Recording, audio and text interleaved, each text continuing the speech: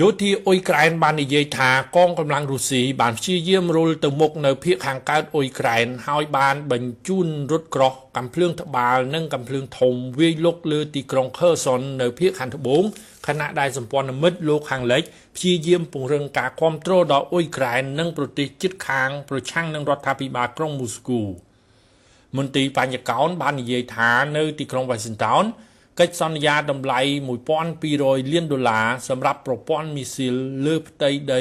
ទៅអាកាសកម្រិតខ្ពស់ឬហៅថា NASAMS ចំនួន6សម្រាប់អ៊ុយក្រែនត្រូវបានផ្ដល់ជូនទៅឲ្យក្រុមហ៊ុន Raytheon ផលិតសម្រាប់អ៊ុយក្រែនកាលពីថ្ងៃពុធទី30ខែវិច្ឆិការដ្ឋមន្ត្រីការបរទេសអ៊ុយក្រែនលោក Dmytro Kuleba បាននិយាយថាប្រទេសរបស់លោកត្រូវការប្រព័ន្ធការពារកាំជ្រួច Patriotដែលផលិតដោយសហរដ្ឋអាមេរិកដើម្បីការពារហេដ្ឋារចនាសម្ព័ន្ធស៊ីវិលរបស់ខ្លួនដែលបានរងការវាយប្រហារយ៉ាងខ្លាំងដោយរុស្ស៊ីនៅដើមរដូវរងានេះរដ្ឋមន្ត្រីការបរទេសអាមេរិកលោក Antony Blinken បាននិយាយថាប្រធានាធិបតីរុស្ស៊ីលោក Vladimir Putin បានផ្ដោតការខឹងសម្បារនិងភ្លើងកំហឹងរបស់គាត់ទៅលើប្រជាជនស៊ីវិលអ៊ុយក្រែនហើយបានព្រមានរុស្ស៊ីថា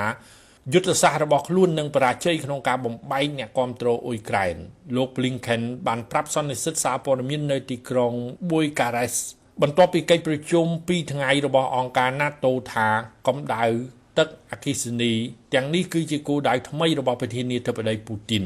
គាត់កំពុងវាយពួកវាយ៉ាងខ្លាំងក្លា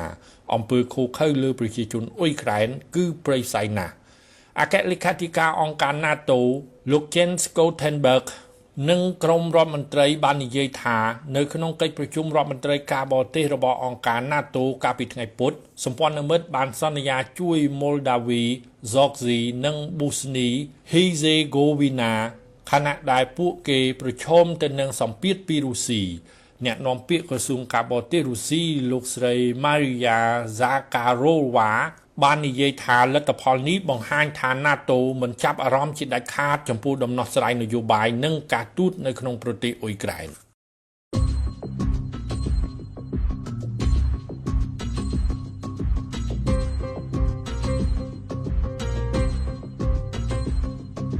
រដ្ឋមន្ត្រីការបរទេសក្រុមប្រទេស NATO ទាំង30លើបានបញ្ចប់កិច្ចប្រជុំរយៈពេល2ថ្ងៃនៅក្នុងទីក្រុង Bucharest នៃប្រទេសរូម៉ានីកាលពីថ្ងៃពុធ30ខែវិច្ឆិកាឆ្នាំ2022ដែលក្នុងនោះរួមមានទាំងរដ្ឋមន្ត្រីការបរទេសអាមេរិកលោក Antony Blinken កិច្ចប្រជុំនេះគឺចង់បង្ហាញបញ្ជាក់ការគាំទ្រកាន់តែខ្លាំងរបស់ NATO ដល់ប្រទេសអ៊ុយក្រែនរួមមានការជួយផ្ដល់អ៊ុយក្រែននៅសម្ភារៈផ្ដល់ថាមពលនិងសម្ភារៈជំនួយយោធាប្រឆាំងនឹងរុស្ស៊ីក្នុងកិច្ចប្រជុំនោះក៏រួមមានទាំងរបៀបវារៈការជជែកជំរុញអ៊ុយក្រែនដើម្បីឆាប់ក្លាយជាសមាជិកថ្មីរបស់អង្គការ NATO ផងដែរបើសិនជាអ៊ុយក្រែននឹងក្លាយជាសមាជិករបស់អង្គការ NATO មែននោះសង្គ្រាមនឹងវិវត្តពីរូបភាពរុស្ស៊ីអ៊ុយក្រែន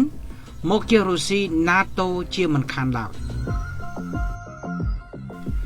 ក្នុងប្រទេសរូម៉ានីនេះផងដែរកាលពីខែមេសាឆ្នាំ2008អតីតប្រធានាធិបតីអាមេរិកលោក George W. Bush បានថ្លែងបញ្ចុះបញ្ចូលដើម្បីឲ្យប្រទេសជាសមាជិកអង្គការ NATOទទួលយកប្រទេសអ៊ុយក្រែននិងប្រទេស Georgia ដែលថ្ងៃណាមួយគង់នឹងចូលរួមជាសមាជិករបស់អង្គការ NATO នោះជាមិនខានហើយទ្វាររបស់អង្គការ NATO ត្រូវបានបើករក្សាចំហចាប់តាំងពីពេលនោះមកអគ្គលេខាធិការអង្គការ NATO លោក Jens Stoltenberg ដែលពេលនោះលោកជានាយករដ្ឋមន្ត្រីនៃប្រទេស Norway ដែលចូលរួមក្នុងកិច្ចប្រជុំខែមេសាឆ្នាំ2008នេះពេលនោះលោកបានរំលឹកនៅព្រឹត្តិការណ៍ដែលមានការរក្សាទ្វារចំហចំពោះប្រទេសទាំងពីរនោះ We made a decision in Bucharest in 2008 at the summit. I was there as a young លោក Jens Stoltenberg បានថ្លែងរំលឹកថាក្នុងពេលនោះទ្វារបានរក្សាបើកចំហផងដែរចំពោះប្រទេស Montenegro ប្រទេស North Macedonia បើទោះបីជាពេលនោះមានការជំទាស់ខ្លាំងក្លាពីប្រទេសរុស្ស៊ីយ៉ាងណាក៏ដោយ លោកបានបញ្ជាក់ជំវិញការលើកអំពីបេក្ខភាពនៃប្រទេសអ៊ុយក្រែនមកជជែកថែមទៀត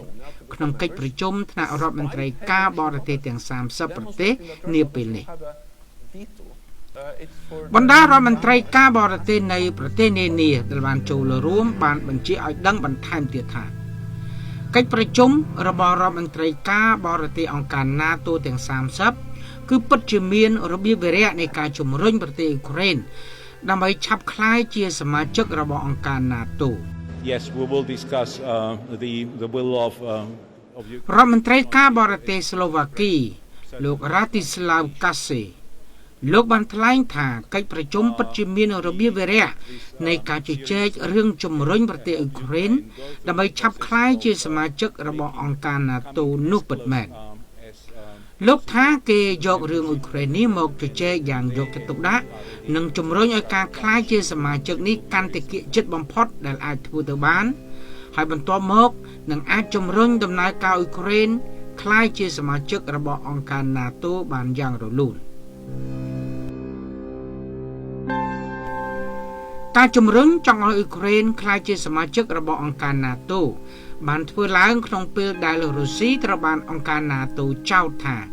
កំពុងប្រើប្រាស់អាវុធនៃរដូវរងាដើម្បីបង្ខំឲ្យអ៊ុយក្រែនចូលញោម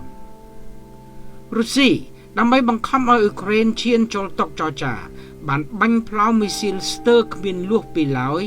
ដាក់លើបណ្ដាទីក្រុងនានាជាពិសេសលើមជ្ឈមណ្ឌលផ្ដល់ធម្មពលនិងហេដ្ឋារចនាសម្ព័ន្ធផ្គត់ផ្គង់ទឹកនិងភ្លើងចាប់តាំងពីមានភាពចុះត្រជាក់ដំបូងក្នុងខែតុលាទើបនឹងឈានចូលមកដល់នោះថ្ងៃទី1ធ្នូឆ្នាំ2022គឺជាថ្ងៃដំបូងនៃរដូវរងាពិតប្រាកដឈានចូលមកដល់ប្រជាជនអ៊ុយក្រែនប្រមាណ10លាននាក់ក្នុងនោះរួមមាន3លាននាក់ក្នុងរដ្ឋធានីគៀវបានរស់នៅក្នុងភាពគ្មានធម្មពលភ្លើងគ្មានកម្ដៅនិងថែមទាំងខ្វះទឹកថែមទៀតពលរដ្ឋអ៊ុយក្រែនត្រូវគេបារម្ភថានឹងអាចប្រឈមការស្លាប់ដោយជំងឺ hypothermia បើសិនជាមិនអាចទ្រាំធន់នឹងករណីត្រជាក់នោះបានកិច្ចប្រជុំរដ្ឋមន្ត្រីការបរទេស NATO បានសន្យាបន្តផ្ដល់ជំនួយដល់អ៊ុយក្រែនកាន់តែខ្លាំង